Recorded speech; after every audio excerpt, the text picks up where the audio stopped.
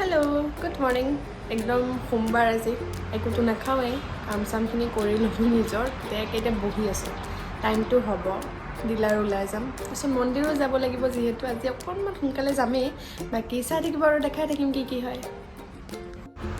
মন্দিৰ আহি ধুনীয়াকৈ মই সেৱা কৰি মেলি আজৰি ভিতৰত সেয়া দেও আছে বেলেগ এজন মানুহৰ কিবা পূজা কৰি আছে তো তেওঁৰ কাৰণে মই ৰৈ আছোঁ ফুটটো আৰু নিৰ্মালকণ নোলোৱালৈকে ভাল নালাগে সেইকাৰণে ময়ো ৰখি আছিলোঁ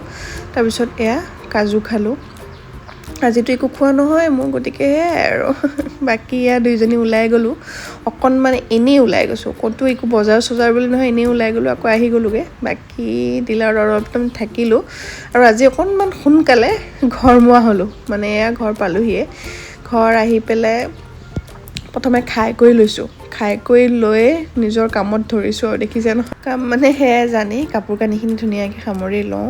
জেগাই জেগাই সুমুৱাম ধুনীয়াকৈ জাপি থ'ম মোৰ মানে সেইটোৱে আৰু বায়ে সেইটো কামেই থয় তাকে কৰোঁহি আৰু দিয়ক ধুনীয়াকৈ